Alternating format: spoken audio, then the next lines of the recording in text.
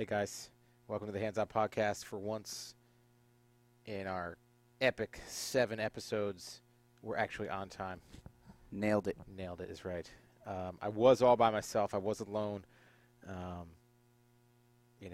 was singing to myself and to you guys. But Pat showed up late, but he showed up. Hold on a minute. We just established that this is the first ever podcast to go off on time. That's So because how I could set everything up. possibly be late? I'm on time for the podcast. I set nailed everything up.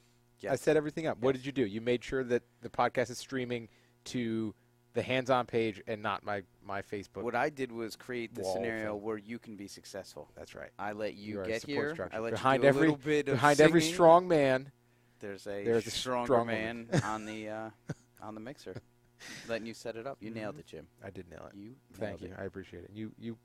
You put me where I need to be. I tried to. I got nobody to my right. I got nobody to my left.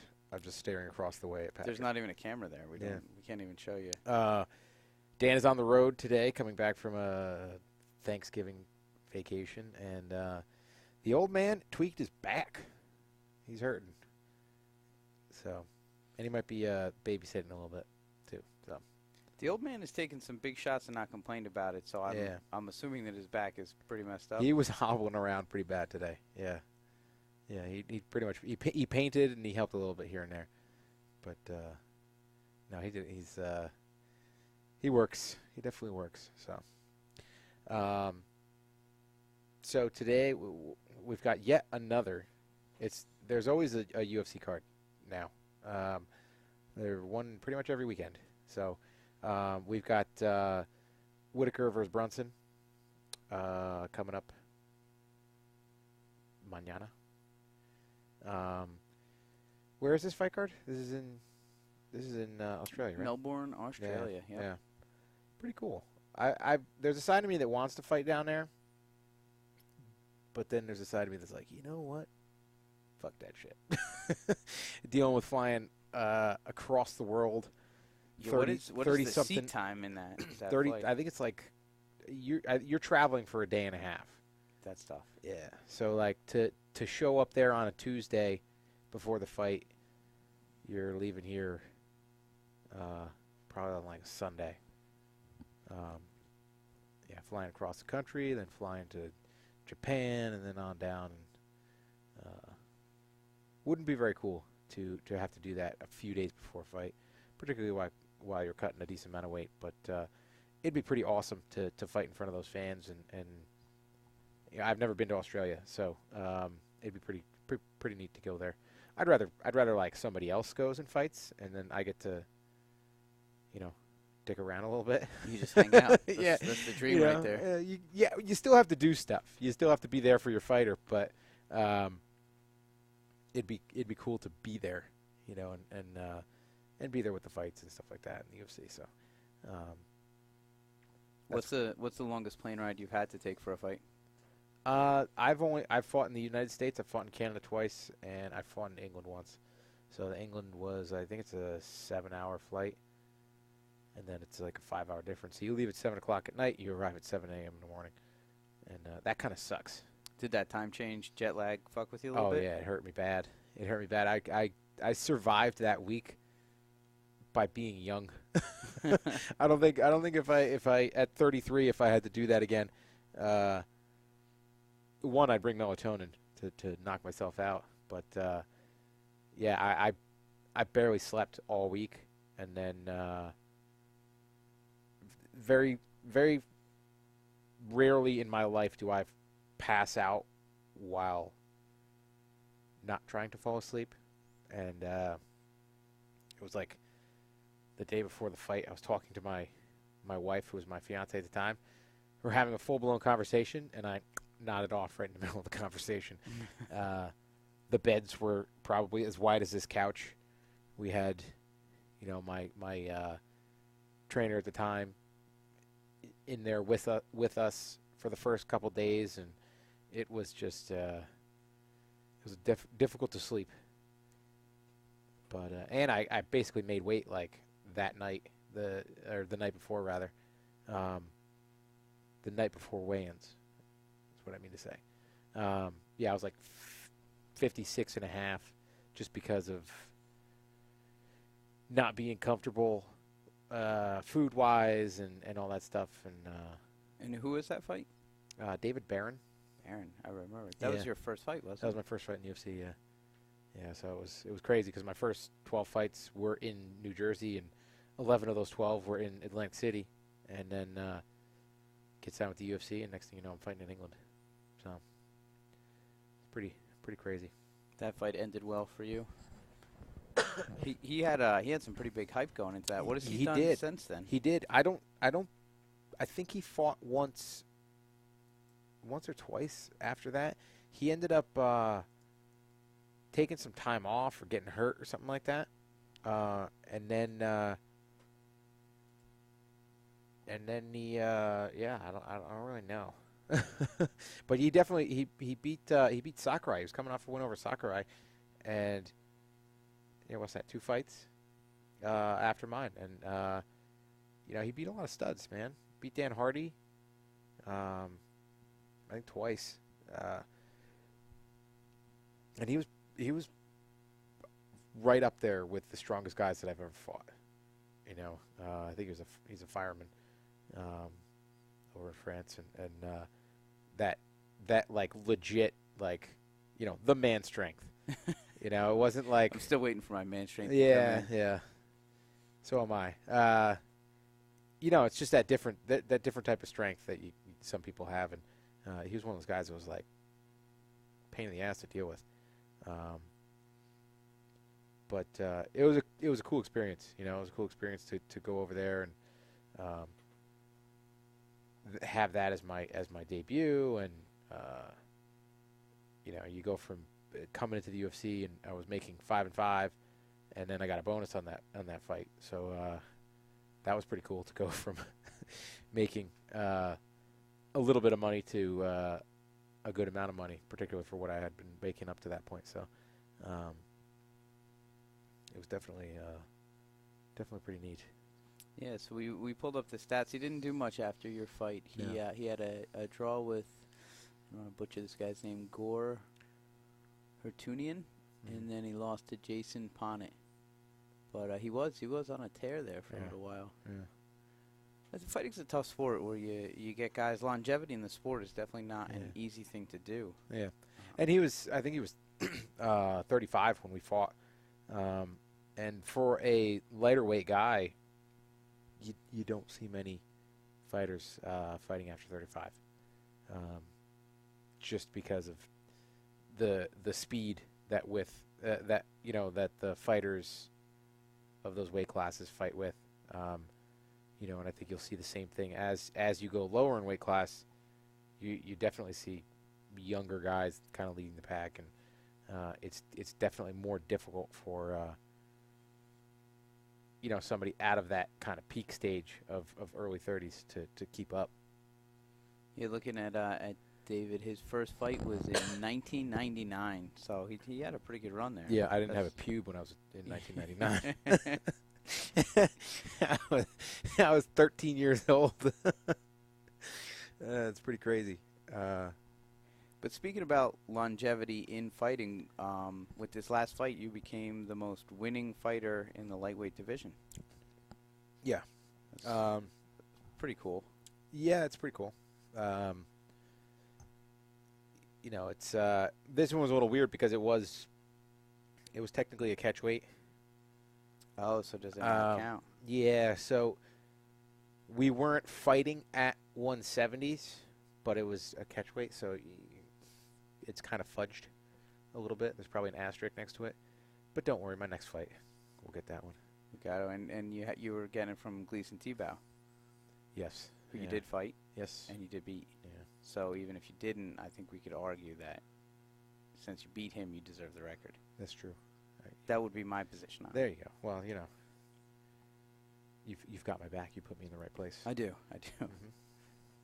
Mm-hmm. Yeah, and it was my 25th, in the UFC, which is pretty crazy, because there are only a handful of guys that have over 20, and I don't think anybody's up to 30 yet. I think T-Bow he's right there. He was knocking on the door. Matt Hughes has quite a few. Um, Michael Bisping is probably at like 28, 29 at this point. Um, but yeah, it's pretty crazy. You know, it's definitely in a cool group to be a part of. Uh, but yeah, I wish do wish things had gone a little bit differently in some of those earlier fights, but particularly like once I hit like my mid-teens in the UFC, we had a little up and down. What the hell are you looking at? I am. I'm pulling up the most fights, and you were correct. It's Bisping. Yeah. And he's got 27. There's a couple guys at 27. Bisping, Frank Mir, Tito Ortiz are all at 27. And then T-Bow's at 26. Hughes and Koscheck are both at 25. Mm-hmm. And then most wins. Bisping's on the top for most wins too. That's pretty impressive. Yeah. No, he's always been active. You know, he's just kind of steadily been, plugging away, and that's why it's cool to see him get the title and be at that, the top of the sport, because he's definitely earned it, man. You know, you don't see it a lot. You don't see that surge later in somebody's career after they put that kind of mileage on their body, and I'm hoping you'll see it a second time, and I can get to that point, but yeah, it is cool. That's what it's something that I really like about his journey, because this sport's all about timing, man, and it's a lot easier when you're younger to kind of deal with some of the things that you always every fighter has to deal with.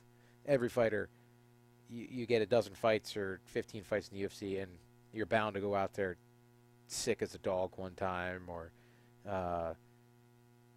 fighting through an injury that you probably shouldn't have be fighting through, and all these types of things. You know, things are just bound to happen. Bad stuff goes wrong, and it's just when you're young and more flexible and more fluid and all that stuff, and you're just capable of dealing with it, I think, a little bit easier. But yeah, it's pretty neat. We've talked about it a couple times. I don't know how in depth we've got to it on the podcast, but just how your training is completely changed from when you guys first came in. Yeah, it's you get to that point where you are a world-class athlete, and it's not so much like when you see guys kind of fading. It's not so much. It's not that the sport is passing them by at this point. That's not what it is. You know, it's that you have more in your life going on that can cause problems, and it's harder to deal with them. You know, it's a lot easier to get sleep if you don't have kids. You know, and when you have a couple kids, it's not as easy. You know, if you have, I have 4 kids. That's 4 little petri dishes that go off to school, touch every doorknob that every other kid is slobbering on and sneezing on and all that stuff, and bringing that shit home. And it's just one of those things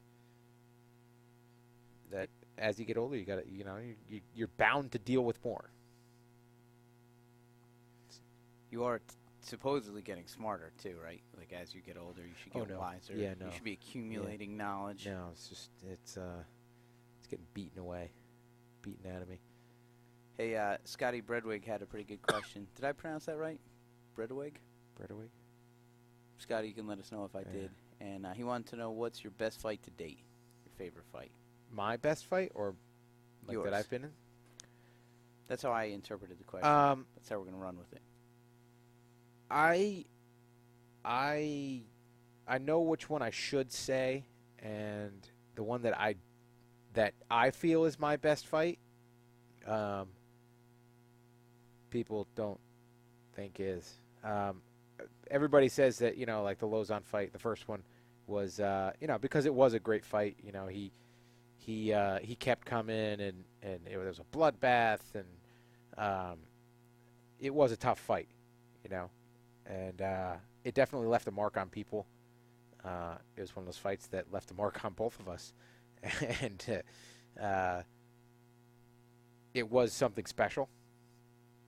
But for me personally, I'm looking for that perfect fight, to go out and do absolutely everything perfect. And the closest thing that I have to that is my fight against Fabricio Camoes. Um, I went out and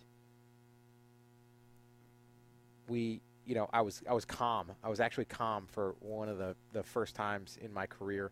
Up to that point, I was always getting fired up and being like on edge before the fight. And I got to that one, and it was just like, hey man, let's just go have some fun. Um, and I went out. We got into a scramble. I ended up on my back, which wasn't perfect. Not with a black belt of his Yeah, level. third degree black belt. But the armbar that I hit him with, it was one of those things that it wasn't. I'd never drilled that armbar entry in my life. It's just that the opportunity for an armbar, something that is super basic, and a fundamental move, and I've drilled tens of thousands of arm bars on completely different entries, but the arm was exposed, and my body did what it was supposed to do. It wasn't thinking about it. It was just reactionary, and I'm confident in saying that is the most technically perfect armbar you've ever seen in the UFC. The most technically perfect. He couldn't get out. It was one of those moves that he honestly he couldn't get out. I had the arm across the body, which makes it tighter. I had his leg trapped. He couldn't stack me. He couldn't pull out. If he tried to stack me, I would have rolled him. If he tried to pull out, it would have extended it even further. There are little things. There are little things that make arm bars tighter and stuff like that. And fortunately, I had them all. And like I said, I'm confident. I'm confident that it's. I've never hit an arm bar that good in training. I can honestly say that. I think I've only arm barred one other guy in fight. So that was my best. That was my best performance. I remember watching that fight, and I remember the lead up, and he is a phenomenal jiu-jitsu black belt. Mm-hmm. And when I remember when you went to your back, not that I don't think that you're a phenomenal Brazilian jiu-jitsu black belt as well, but being like, fuck. And I like losing my mind when you hit that. I think everybody was just kind of like shocked when that happened. It was a weird entry. I didn't see it coming. From sloppy rubber guard. He tried to throw a left hand. He opened his hip up, and his right hand was on my chest, and it was just, like I said, it was just one of those fundamental things.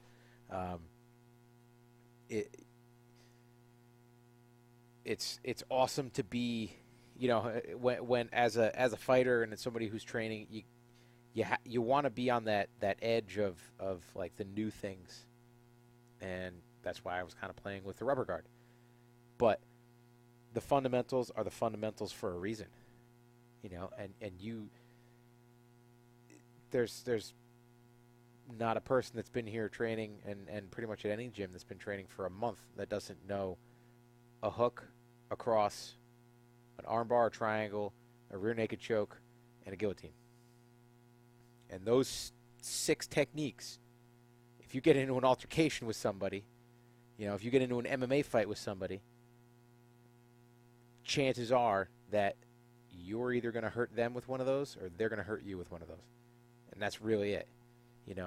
The chances of somebody going into an MMA fight and you either hitting a truck to a twister, or your opponent hitting that on you, or a Legio Plata, or one of these other things, you're more likely to get struck by lightning twice. But those fundamental moves, they work. They just work. So you have to develop your game to be better at the new things and try to be that, one step ahead of people and do something that they've never seen before. But you also have to be really good at the basics, because the basics work. Wrapping your arms around somebody's neck works. Controlling the head and neck, whether it's in a triangle position or an arm triangle or something like that, it works. I hit one of like a handful of knee bars in the UFC. I think there's been less than 10. That's actually a great lead-in, too. Randall Swagger asked about the Oliveira submission. Yeah. And that was pretty slick. And, again, you kind of dove on the ankle. Yeah, right? I went to a hold initially just because of the angle that we landed, or that I landed. That was one of those things that, I ended up taking him down, and I knew that he wouldn't be as strong and imposing lightweight. It's crazy that, I fought him and I was like, dude, it's like, you got to go, he's got to go down, because he's not a 55-pounder, but now he has trouble. Yeah, didn't he just miss 55s? He missed 45, yeah. Or he missed 45s. By a lot. But, he was also young when we fought. I think he was like freaking 20 or something. But, yeah, that was just one of those things where it was there. I have a pretty good knee bar. I've caught black belts. Everybody that I've trained with has to respect my knee bar. And I've trained with multiple time world champion black belts and guys way bigger than me, and they have to respect it. But the chances of me landing it are less than me landing a guillotine or taking somebody's back and rear naked choking them, or triangling them or something like that. I play with a cartwheel kick in here. But I sure as shit, don't think in my head that it's going to work, in the UFC. I mean, there might be the opportunity where it might happen where I feel that it might work, but I know that it's just one of those things that I play with it and I try to develop the skill. But that skill and that technique is way behind my cross and my jab and my hook and, my rear leg round kick and stuff like that. So you kind of have to sometimes like shuffle it back a little bit. It's an issue I think that some people get caught in, myself included. I brought skills and tried to use skills inside the octagon that I wasn't prepared, that the skill wasn't prepared. I wasn't prepared enough at the skill to use inside the octagon. And I've seen my peers fall into the same thing. And typically it's the guys that get to the UFC and get to that level of fighting a certain way. And then you start developing these other skills over the course of a year or two, and you pick them up because you're an athlete and you're a professional and your job is to train and all that stuff, but they're not ready. They're not ready yet to be using against world-class competition, and it costs guys. I think too, like you're talking about that the arm bar is basic, and it is basic, but there's nothing basic about the way it gets set up, the way it gets put on, and finishing it at that level. Yeah, it's basic, just like the double in wrestling is basic. But when you see a collegiate level or an Olympic level double, that's like the furthest thing from basic in the world. The setup is genius. The execution is genius. Arm bars are the hardest out, man. There are a million different shorties always telling me to roll through, and I'm throwing ankles over and catching them on the other side. There are a million different ways to do it, but it is, it's it's the arm bar is the arm bar because it works. When you bend somebody's arm the wrong way, it doesn't feel good. At a very basic level, yeah, that is 100% true. At a very basic level. You cannot argue with that. And it is just one of those things that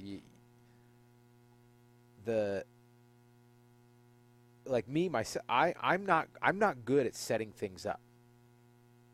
I don't try to set things up when I'm on the mat, when I'm in the octagon. I don't try to set things up because I know that I'm not good at that. Um, I try to fight. I try to go, and I'm a very reaction based fighter. You know, I was always that way in wrestling. Uh, I can count on one hand the times that I high crotch somebody in a wrestling match, and I have drilled tens of thousands of high crotches in my lifetime, and I could just never set them up because it was one of those things that I never just my hand fighting never set it up, and if I tried to set it up, I would force it, and it would, you know, my opponent would sprawl, and then okay, well I go to the dump. Um, but the times that I didn't have to think about it, the times that my body did it, they were awesome high crotches, you know, and it's one of those like that's where that armbar came from. That's tens of thousands of arm bars, you know, drilling arm bars for 5 minutes at a time, and your legs feel like they're going numb because you're pinching, you know, and knees together, heels to your butt type thing, and you know, you do it enough times, and you don't have to think about it when it's like a Venus flytrap, you know, the fly lands in it and it snaps shut, and that's just it. And that's what I try to be. That's what what my goal is as a fighter is to just be that very instinctual and reactive and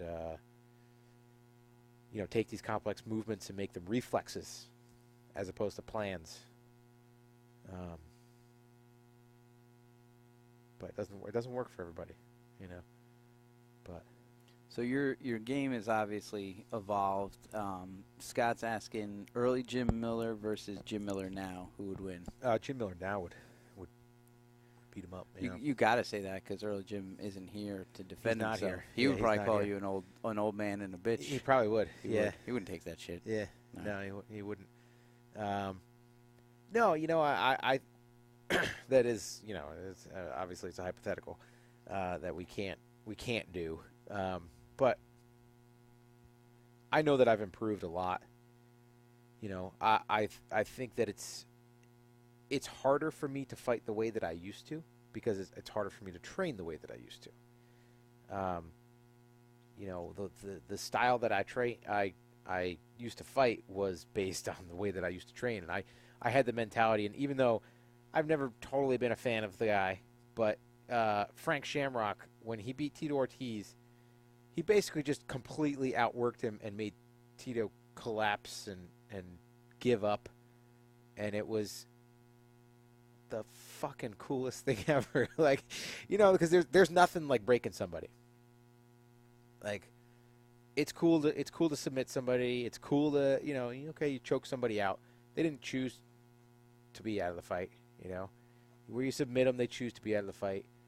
But you still have them in deep trouble. When you work somebody to the point where you see the fight leave them, and you look across, and usually you see it on the stool, and you look across the cage, and you just see somebody just lose that confidence, and you know, the fight just leaving them. It's a fucking rush. You know, it's like it is the greatest feeling inside the cage. Like, it's better than winning. It's better than winning because it's like you see something just laid out on a platter for you, and you know that you're going to go out and take it. You know, and you know, I've gotten to see it a couple times, so it's hard. And I used to train like that. I'd be in the room, and you know, there were no rounds off. There were no. There was nothing. You know, it was just freaking balls to the wall for as long as I could, and that was pretty much forever. And I can't do that anymore. But I train a lot better now, and I make sure that I'm improving every practice as opposed to just going through the motions. But yeah, I think I would catch the old me, you know, pretty good. So Another good one from our friend TJ Mitch. How many calories did you ingest yesterday? And he's not even asking if you ate more than Dan. He's already assuming Yeah. He said, "How many more did Dan put away?" Well, Dan wasn't. We weren't together. But I assume that Dan probably ate 3 times more than me. He's not even here to defend himself. He's not even here to defend himself, but I think it's an accurate assumption. I had a nice big rounded plate, and then I got into some dessert, and I almost threw up. I was sitting at the table, and I made an apple pie cheesecake. So it was basically exactly what it sounds like, an apple pie and a cheesecake. And I got done wolfing down a slice of that, and I'm just like sitting there, and I started getting that like clammy feeling. I'm like, oh shit, I better go outside and get some air. And yeah, I almost yacked. I almost put it back up, but I was able to fight through it and keep it down. That's perseverance. It is, You held out. That's all those years of training, man, and just, and you push yourself and you push your body. You have control over your body. I think you throw up more than anybody else I know. And I do think that you have a very weak gag reflex. I have a terribly weak gag reflex. And I'm glad that you didn't know that I was sick that one summer. What? Remember when I told you I would just puke, and because of the smelly things. Yeah. Yeah. Because you would have teased me, and you would have made me puke. Oh, I would have, brought smelling stuff Yeah, it around. would have been terrible. Now it's just oysters. I could just be like, Jim, just take this oysters. place. Yeah, it was. I don't know what it was. I got something that the kids had, and then for like a couple weeks, if I smelled something strong, my morning coffee, every time I took out the garbage, for like 2 months, I would puke. I'd be like carrying it down the driveway and just yak. And it was really weird. You've got a lot of things going for you. Not Yeah. puking isn't one of them. No, it's not one. You of got them. to know your strengths and weaknesses. Yeah, If it was fear factor and you had to eat stuff, you would suck at that. probably. You would suck at eating. Probably things. not because it like. It's just that when it decides to go, it goes. I've got no problem with that. Get it out. You can't argue with that. Yeah. Hey, Amar's asking about your thoughts on Cormier, another AKA fighter getting injured and now missing UFC 206. They're having a bad run. Yeah, it's I don't know, man. You don't get paid to train, and like I think that's one of the biggest things in the way that I train now, and why I made the shift is I'm the sole provider for my family, man, and if I don't make it to the fight, I don't get paid. And would I like to train a little bit different? Yeah, I would. I enjoy training hard, but I haven't found a way to get paid the kind of money, to train that I do to fight. And granted, Cormier's got a cushy broadcasting job and stuff like that, but you don't advance your career. You don't get paid. You don't do a lot of things if you don't fight. If you get injured and you have to pull out. And I've been lucky that I haven't had to ever pull out of a fight, but it's also one of those things that I've dealt with my fair share of injuries going into fights and stuff like that, and dealt with those things, and a lot of it I think is attitude, and the second you feel that you shouldn't fight is when you shouldn't fight. It's the same thing when taking short notice fights. If you feel like, if you're not 100% on it, then you shouldn't do it. And that's all I tell everybody that ever gets offered one of these fights. If you feel any type of doubt going into it, then don't do it. So how is he back working the switcher and Andy's handing me beers at the same time? This is amazing. See, I'm looking over here. I'm confusing you guys. He's a ghost. He's got the Zulu sticking out of his pocket. You're gonna lose that thing. I do. I want to put it in my belt, but I'm too fat, and it digs into my love handle. So Got to deal with it. yeah. Oh. This drink you made me is starting to make me want to puke. Yep. Maybe we could get you to throw up on camera. That would be awesome. Wouldn't be the first time I puked into a beer glass. You were talking kind of about training and, Cormier getting hurt.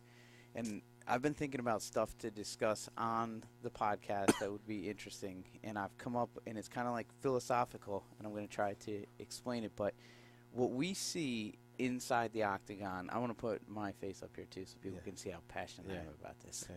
It's just if you could shed a tear, that'd be great. I might, yeah. And if I can, I'll punch myself in the balls, and that would probably make me cry, or yak. And then we see such a small piece, right? Like that. Those 15 minutes are nothing compared to the training.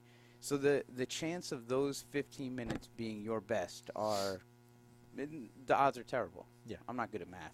So, do you remember a time training for a fight where you were just on like holy shit, this is it, that everything clicked, that the fight fans will never get to see, but there was a day that Jim Miller walked into the cage and was just everything clicked and the world was right? There were a couple times where I felt like, I felt really good. And fortunately, I've had, a majority of my career has kind of been like that. I feel good, and I'm not the type that gets upset about having a bad day. I've trained with plenty of guys that they have a bad day and they punch a hole in the wall, or they Joe Tizano. or they do something stupid, like something reckless with a training partner, or they're cursing and swearing off the mat. And I've never been the type to take it personally. I know that I'm going to have bad days in the gym, and I know that I'm going to have my absolute fucking worst days ever on the mats in the gym, and I'm going to have my best days ever on the mats in the gym. And that's just the way that it is, because you're, like you said, 15 minutes one night, if you're lucky, 3 nights a year, maybe a couple more. It's like, to think of all the hours that I've put in, and then the time that I've actually been fighting, it's shit. It probably wouldn't amount to more than a week of training. Like, actual fight time wouldn't amount to the amount of training that I do in 1 week. That's crazy. It's crazy how it's such like an iceberg that we see so little of it. And that's like the real heroics are not, the getting up from the punch or from, throwing a crazy head kick. The heroics are from getting in here every day, from dropping the kids off at the bus and, getting up when it's not easy and making it in here. Yeah. And then, excuse me, everybody's got something. Everybody's got something to deal with. Some shit outside of fighting, outside of training, that they have to deal with. And that's, that is the hard part. And a vast majority of the people that are going to make it in MMA and make it to the higher levels of the sport, they're going to love the training, and they're going to enjoy it, and they're going to enjoy the push and all that stuff. And they're not going to be egomaniacs and get upset about things. But they're, the hardest part of their day is going to be something that's not on the mats. So it is tough sometimes, because you definitely do have those times where you're training. It's like, man, I wish I could have fought this guy when I felt like this. Shit. When I walk around over 184, which hasn't been for a couple of years now, There was a point in my career where I was a bit heavier.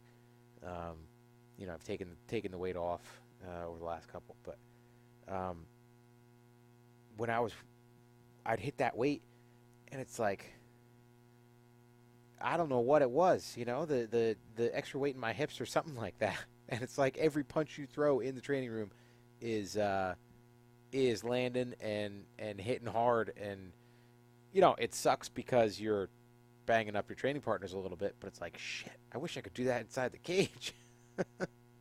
But I was also 15 pounds heavier than I have ever been inside the octagon. Um, so yes, it is that double-edged sword. Timing's really a bitch, man. It seems like it's better to be lucky than good. That's what everybody says, right? Yeah. The time has to be right. Definitely. Speaking of time, our jiu-jitsu our jiu-jitsu coach, Shorty can't seem to get a fight, but I guess on one of these next cards coming up December 3rd, Rob Font needs an opponent. Maybe his guy dropped out. So yeah, I think he's a bantamweight, right? Yeah. Yeah, there's some lobbying to get. I'd love to see. Shorty's been training anyway, so he'd be. Yeah, he's ready to go. Shorty's ready to go, and he's fought at 35 quite a few times. And get him in there, man. That's another guy that just doesn't give a shit. Like we were talking about how they have to take the decision out of your hands because you're always going to say yes to the fight. And I don't know, in the room, he's always he's never a tough guy, but he's just always ready. He doesn't. Nothing affects him. Yeah. So you could say, yeah, sure. Do you want to fight tomorrow? Yep. Done. Let's do it.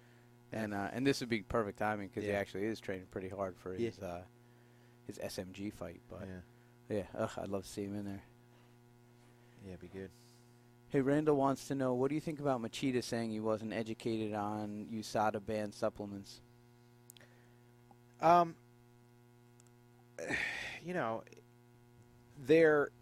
He did pose a pretty good point in that it wasn't until after he got hit for it that they made things a lot more streamlined for us and a lot easier for us to look things up and to make sure that we weren't using anything. But I personally I take protein, I take amino acids, vitamins, and occasionally I take a pre-workout. The only thing that I take that you would have to potentially wear is that pre-workout, because sometimes companies throw fucking whatever in there. But these guys got to know that when you're taking something that you're taking these higher end designer type friggin' supplements and stuff like that, there is a potential. There's a potential that there's something in there that you can't pronounce the name of it, then it's banned. So why not check? There is a list. You could. There was always that database that you could type it in and search it. But they did streamline it a bit more for us recently. So it's his own fault, man. You gotta take responsibility for it. And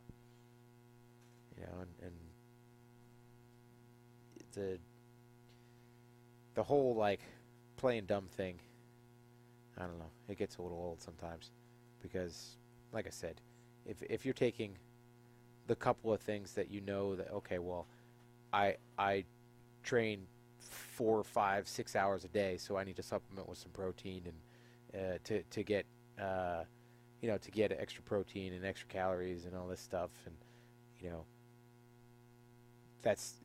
you're pretty unlikely to get a tainted protein. It's like the pro hormone shit and these whatever mask. The problem is I don't even know supplements that well. I take vitamin D. If I don't take vitamin D, it's crazy because I get a decent amount of sun. Even though I'm pasty and pale, and the Irish in me definitely shows.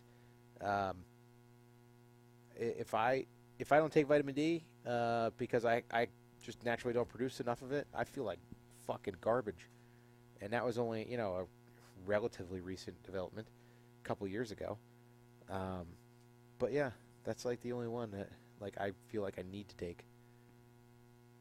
As like a normal person, which I'm gonna pretend I am for a minute.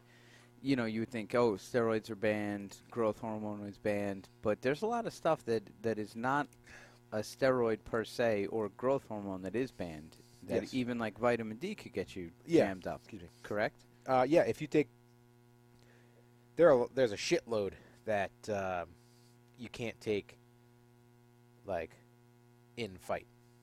Um, so you can like you can do cocaine and marijuana and all these things, these recreational drugs, and you can take a piss test right after doing some blow and it doesn't matter because it's out of competition and they're not worried about that out of competition.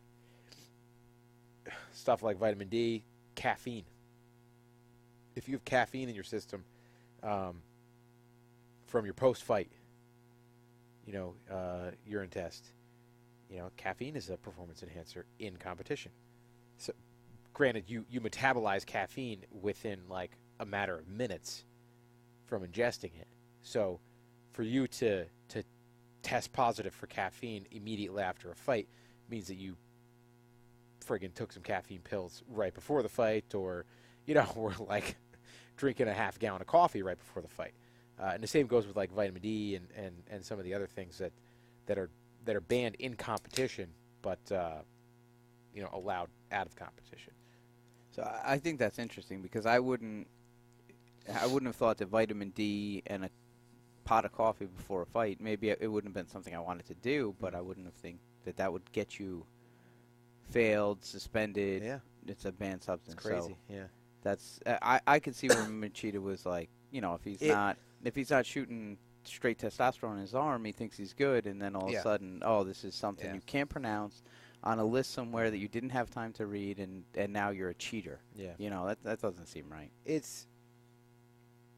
Like I said, I don't know enough about supplements in general to really be giving too much input on this shit. But I don't know exactly what he ended up failing for. But like I said, a lot of times it seems like these guys are taking those, testosterone boosters and stuff like that they kind of know that they're skirting the line. But it is weird, like you can't. I mean, shit, you can't take Advil.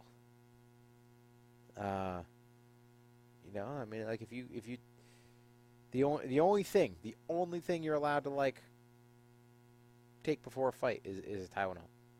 Like if they say fight week, if you have a headache or something like that, you can take Tylenol.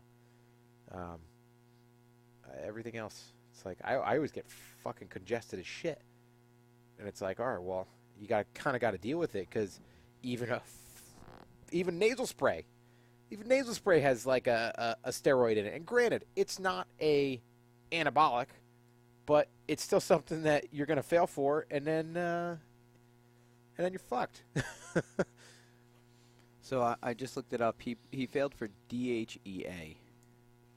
Yeah, I don't know what that is. Now we have to look up DHEA. DHEA. It sounds good. Yeah. I'd like to get my hands on some DHEA. I'm sure you would. No, it's like an over-the-counter. I mean, we could buy it right now. It can improve sex drive, so maybe he wasn't even trying to fight harder. Hey.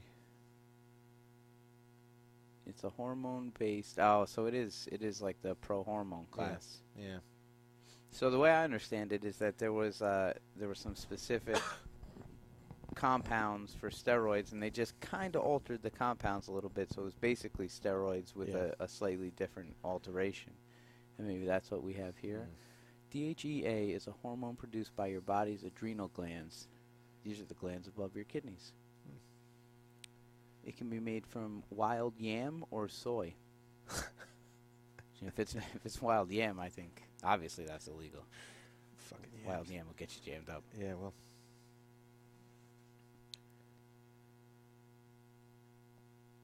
Supplementing your belly is what I want to talk about. Have you I wish you had the belly shirt back on. Let's actually roll it up. When are pheasant pot pies coming back in? When are pheasant pot pies coming back in?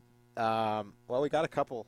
Got a couple on Thanksgiving yesterday. Yeah, it was pretty. It was a pretty good day of hunting. It started a little bit slow. Jersey pheasants. They don't winter over here, so they're a stocked bird. So it's. I'm sure there's going to be people farm raised. I don't want to hear that shit. If you have a question about that, don't write it in. Yeah. Don't even waste my time. I might ask it just to get you fired up. Yeah. Sarah says you're a bitch for hunting a farm raised bird. That's right. It's just a fancy chicken. It's for the dogs, and that's the thing is we went out and it was my dad and I, and we had his two, so Dexter, or not Dexter, Hank and Ellie. Hank is 13 and a half years old. Ellie's, I don't even know how old Ellie is now. 10, something like that.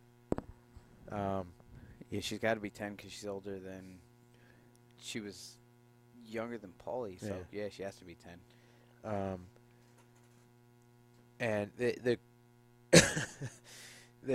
ended up breeding the two of them, and they're English pointers, by the way. And Ellie probably, I guarantee you that she has German short hair in her lines, even though she was, we bought her from a kennel and all that stuff, and she was supposed to be purebred and all that crap, but she's tiny. She's like legitimate, like pointer size, like English pointer size, because English pointers typically aren't that big. They're usually stocky, low to the ground, and not a very big dog. And she had 7 pups, and every single one of them is or was at least like 25 pounds heavier than she was. And that's insane, because Hank's not a big dog. Hank is like 50 pounds. They're all gigantic. And Dexter, once we cropped his tail and took his balls off, he's over 90 pounds. That freaking moose. And he's a very tall dog. He's lanky, and all of his brothers, he's got some big brothers. But he was probably like 2 inches taller at the hips and shoulders than any one of them. And now he's 4 inches wider at the hips and shoulders than any one of them.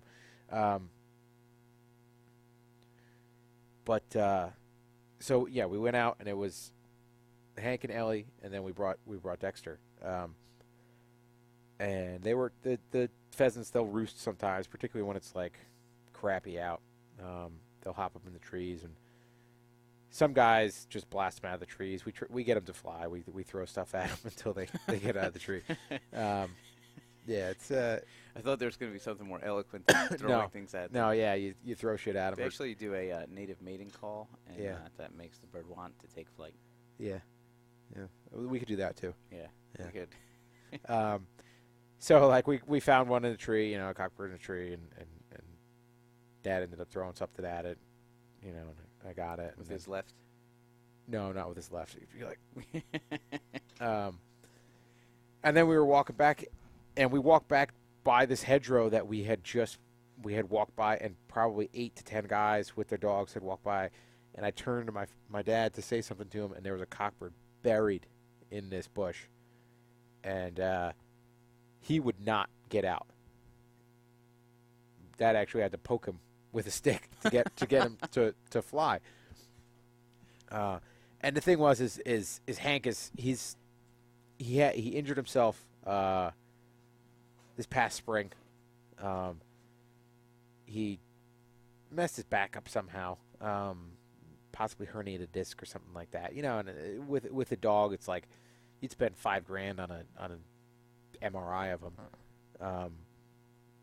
And he's 13 years old. So And then if he did, rupture something or slip a disc, then it's to do the surgery on him is another like 7. So you're looking at spending 13 grand on the dog, and that's not happening. So he had some tough times for a little bit, keeping his hind legs balanced. So my dad was actually going to make a little dolly for him, a little cart for his back legs. But he's gotten his fortitude back enough to go hunting. But Hank is he's a fantastic. Don't let my father hear this. He's a fantastic bird dog. I heard that Hank and Ellie are the best. No, they're not the best. That's what I heard. No, Dexter is the best. Dexter is Jim's dog. Dexter is the best. Yeah. Home. And so obviously he's biased, but I've heard that Susie was probably the best. She was probably the best. And if she was still around today, I guarantee she'd be the best. But she was my other dog, and she was phenomenal. She backed naturally. Like, I didn't have to train her to back. She backed any of the other dogs when they would go on point. Even when Hank pointed turkeys, she backed him. So we were trying to get Hank some birds, and get him to be able to chomp on some birds and stuff like that. And he retrieves. He'll like bathe them if they're up in the tree. He would sit there and he'd bark and let us know where he was. Sometimes he would just come back with a bird. He would catch pheasants. And that's a good hunting dog. Yeah, it's a fantastic hunting dog. Yeah, get the pot pie crust ready, and he could just come in the door with the bird. Yeah, that'd be nice. He's a good dog. He's definitely a good dog. Now, unfortunately, he's kind of blind, and he's deaf. I mean, he is deaf as hell. So, I shot the second one we got out of the tree, and he, Hank got on it, and he carries it out, brings it over to my dad.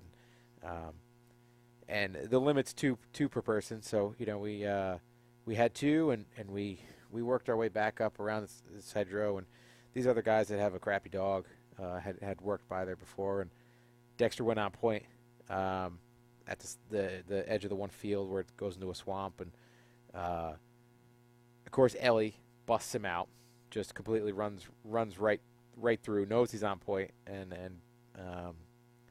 blows the hen bird out, so I get the hen. And then, again, Hank picks it up, and he retrieves it to me, and then they're working through, and then Ellie bumped out 2 cockbirds. So it's like, holy shit, here's my chance. I've been hunting pheasants for, I don't know, 17 years? More than that? 18 years? And I've never gotten the chance to get a double. Like, it's elusive. It is elusive. We had one opportunity where we kicked up a whole crate, but it was me and Michael and Dan and the D's.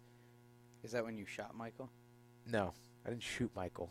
It was a different I technically shot Michael. You did shoot Michael. A bullet from... No, it was a flyer. A pellet from your gun. Listen. Lodged in Michael's leg. You shot Michael. I did shoot Michael. You stabbed me and you shot Michael. This is a bad look. This is a bad look. Giraffe. This is true. Giraffe. This is true.